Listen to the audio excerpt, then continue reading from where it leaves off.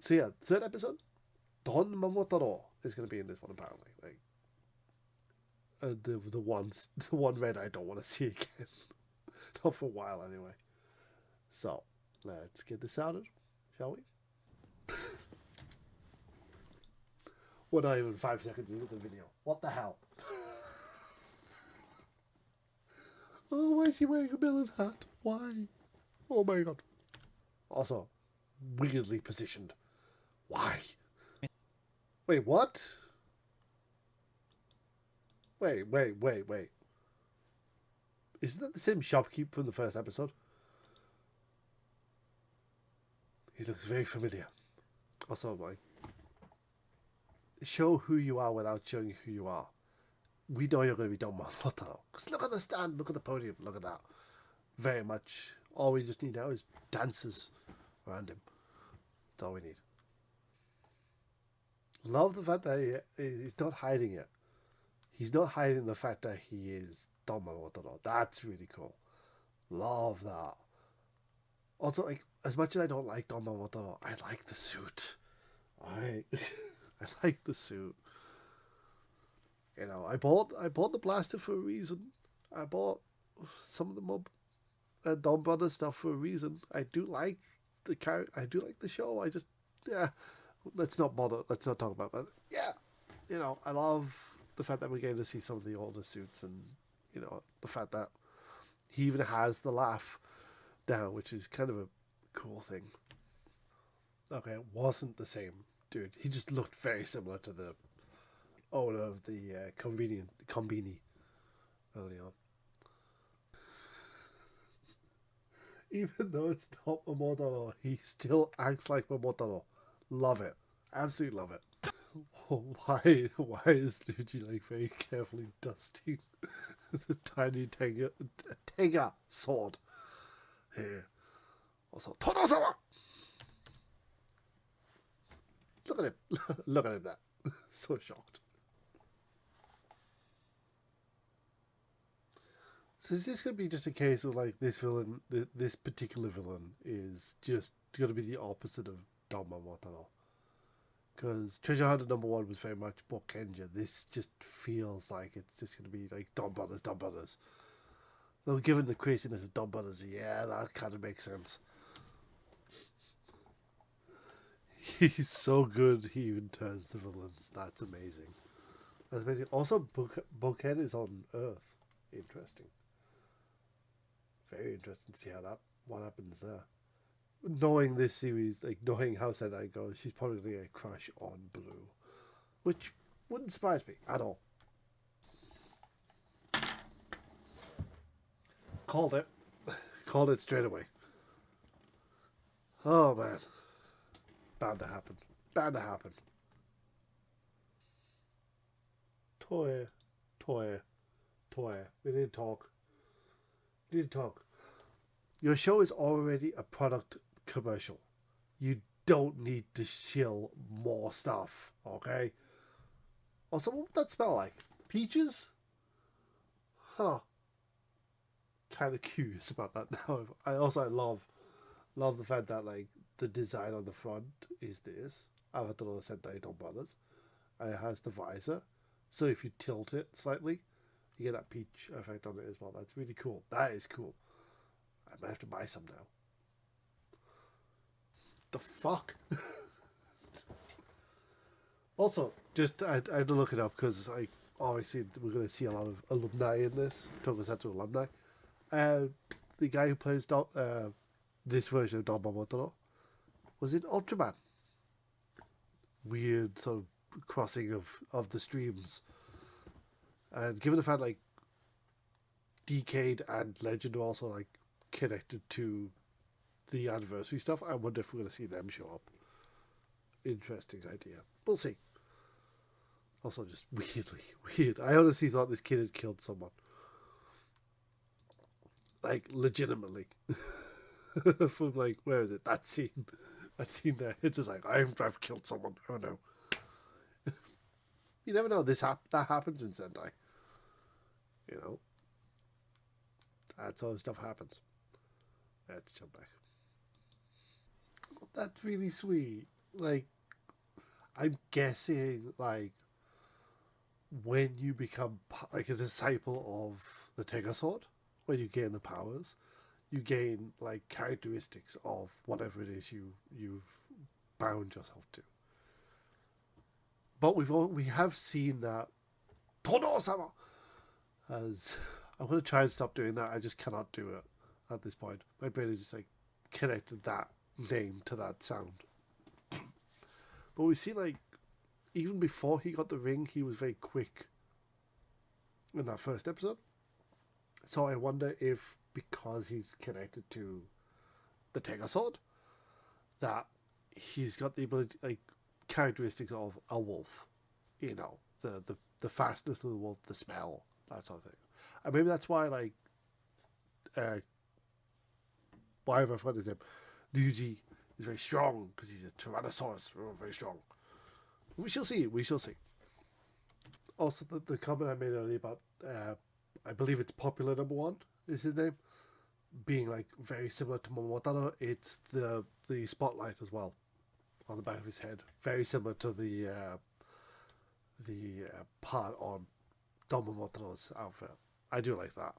Also, randomly, what happened to Tono-sama? That does not look good at all. Love the fact that we're also getting them like actual like Sentai v where is it like Sentai v Sentai at this point, you know, because that was one of the premises of this show was, you know, you got the team versus the villains, team versus Sentai, super robot fights, that sort of thing. So I'm glad we're finally getting to see some of that.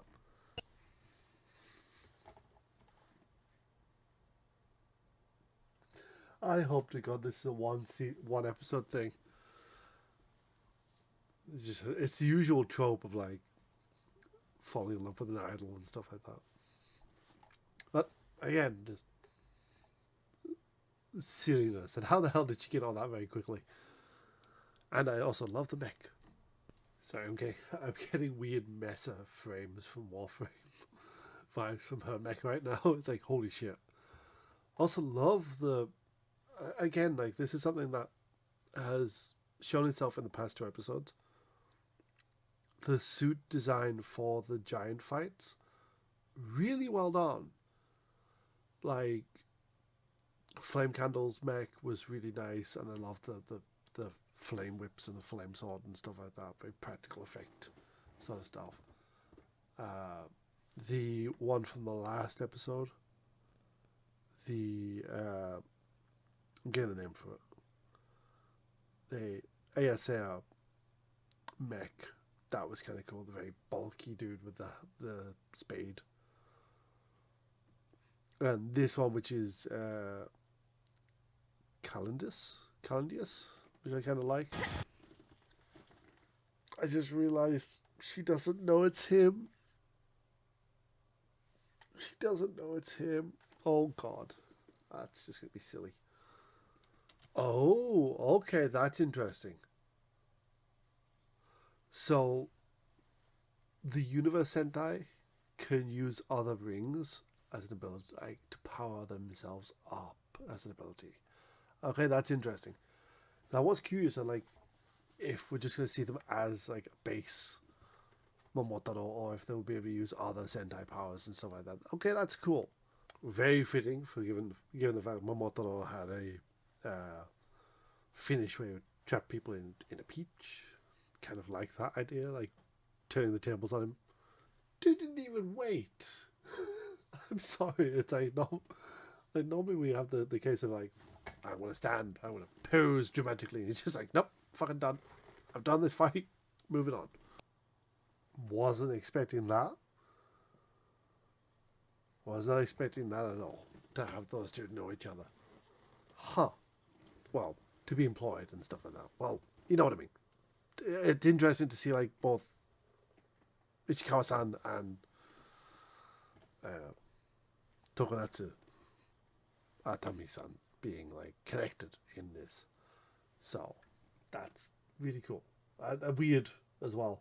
But we'll see where this leads. And the fact that we're potentially going to have these characters returning throughout the series, like Natsume and Tokusatsu and stuff like that. So I'm very interested into seeing like how they play that out and how far they're going to be with the show. Because weirdly, if Natsume is in the show for an extended period of time, I think he'll be the first Sentai member to actually stay in active shows longer than any other character. Because he'll literally be like boom boom all the way into this, and then wherever that leads. So that'll be interesting. It'll be interesting to see how that works. Badass, absolute badass.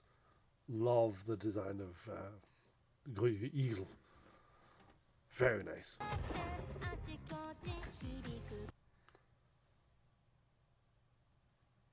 Wait.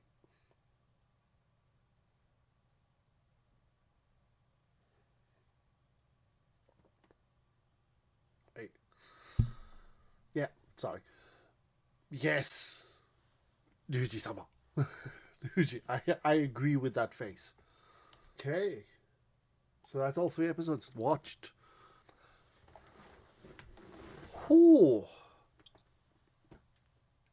Very, very strong start to the show. Like, generally, my ruling for Sentai and for Kamen Rider as well is I will watch the first 5 episodes. Always the first five episodes. Because that allows you to not only be introduced to the new characters and the plot to a degree, but also allows you to have interaction between the members of the team. So, like with Lupat, you had obviously the first few episodes introduced, like focusing on the specific group, on the 2 factions and stuff like that. For, Q Ranger, you had many episodes for that because there were so many of the damn Sentai members, but still, very, very interesting. Very, very fun 3 episodes for that. Interesting to see whereabouts it goes with this.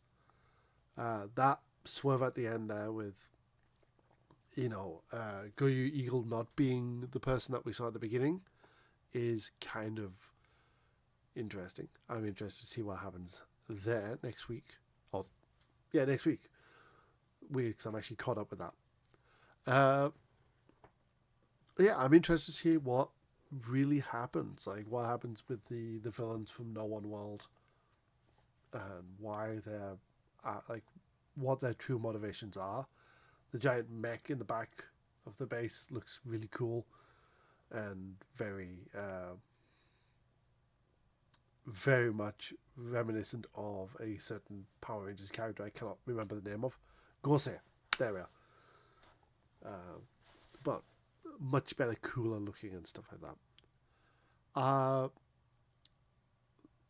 The characters themselves, we've had a few of them to interact with. Tono-sama! Why do I do it like that? I don't know. He is very cool. Like, I'm really enjoying his character arc, and him always trying to be number 1 at everything is kind of fun. Riku, I'm not entirely sure on. Like, he plays very much into his idol status, and I'm interested to see how far that's actually going to take him. By far, my favorite character of the entire show so far is Ryuji, Goju Tirano, because he just like steals the scene every time. Because he's just so happy to be there, And I love the fact that he is the incredibly strong one, though he doesn't look like he will be. Sumino, we've obviously just been introduced to, and I'm interested to see where her character goes, because she seems to be very, very quick to switch her personality with it, which is kind of fun. Goju Eagle we'll talk about next week when we do a comment, a react, more or less, a react. Again, I know I've already mentioned it, but like Natsumi being a recurring character, sort of in the background to it, and having him have some sort of have a running connection with Tono I did it without doing the G voice. Is quite interesting and fun, and I'm interested to see where that goes. Uh, Tokodatsu is going to be a fun one if he stays around, because he definitely has the Momotaros OP factor to him, where he's just like, yeah, I win because I win, you know? So it's going to be very fun there. Obviously, on the list I have with all the character names and on the wiki and stuff, obviously we have Ryusored and Tirano Ranger coming into it, which is going to be very interesting to see how they play out, because it's just really, really cool, I think. But yeah, like from the Sentai team, it'll be really fun to see a full roll call and see how that plays out, how they're going to do that. Hopefully, it doesn't take us 40 odd episodes to do that. Villains so far, like Fire Candle and Bouquet, very, very fun. I do love me some human generals. Like, humanoid generals are always fun, because no matter how good the voice acting is, like, for example, Spindo-sama in Boom Boonja, he had one of the best voices in the show, and obviously like the lackeys, I can never remember their names, but Yaruka and stuff like that, like they had really good voice acting, and they did really well in terms of acting like they were like living people, like with facial expressions. Love that. Most of the time, we don't get that, because the character design is very locked into a specific style, and therefore, like, no matter what the emotion is, they just don't play out at all. So I love the fact that both Fire Candle and Bouquet are human. They'll probably have a monster form at some point, which will be interesting to see what they look like. Mr. Shining Knife and Mrs. Sweetcake, I'm curious about that. And I wonder if that's a reused suit from Go Busters, when we had the two, what do you call it? Messiaoids fused together. It'll be interesting to see what that is. As for the actual monster gods themselves, the monsters, the monsters guy themselves, so far we've only had two, Treasure Hunt number 1 and Popular number 1. I can't believe I thought the mecha was called Treasure Hunter number 1. Because again, I didn't know how the monsters of the week would be played, like created and stuff like that. But very, very cool. I think Popular number 1 didn't really do that much. Treasure Hunter number 1 definitely did. Treasure Hunt number 1. He had a very like grandiose nature to him, and I really like that. Popular didn't really do much for me, I think. Like, he just was there. I would have liked to see him do a little bit more in that. The mechas, like I said, are really fun. The mech fights are really fun this time around. And I'm just very curious on where about everything is going to go from there. But if this is a part 3 video, then thank you very much for watching up to part 3. If this is a one video thing that I did, thank you very much for watching through to the end of the video. It means a lot. Like I said, someone said in the mouse react that the more I do this, the more I'm going to get more comfortable doing reacts and stuff like that, which I hope is the case. Hopefully I figured out a way to actually not have YouTube sort of limit or like flag the video. So I'm going to try and like have something covering the like transparency and stuff like that. We shall see. We shall see how that works out. But until next time, folks, thank you very much for this video. This was fun. Or videos. This was a lot of fun. And I am going to be doing another one. Probably not to this style. I'm probably going to do like a reflection, because I am... let me actually double check because I want to make sure I get the numbers right here. So I'm doing this live. I am about 10 episodes out from Gav. So I've not seen Bitter Gav's debut. I've not seen like Chuckled introduction and stuff. I've not seen the Sorbet form yet. Well, I've seen the form, but I've not seen the henshin and stuff like that. So I'm sort of out of the loop for that, which is why I haven't really done much Gav stuff lately. Because, I literally today I've been changing everything around. I was going to buy some Gav stuff yesterday, but I sort of thought until like the end of this month and stuff like that, like I said earlier. But yeah, that's it for this episode. Thank you very much, folks, for watching. Hopefully, this is like edited well. I've done a good job. Like I hope so, because like I've literally just transparency. I've literally recorded 2.5 hours. I've literally just sat and watched these episodes, and every time I've paused and talked to you guys, that's like, hopefully that's all I've shown, because until I would like to do this with other people. I would like to sort of do like a podcasty type thing with people, like, but a lot of people already have their like groups, so it's very difficult to do that. But anyway, I'm going to go and edit this. So thank you very much, folks, for watching, and I shall see you guys in the next video. Till then, take care. And remember, clap your hands. I will have that next time. I promise. Well, I say next time. End of the month. Promise. Till then, bye-bye.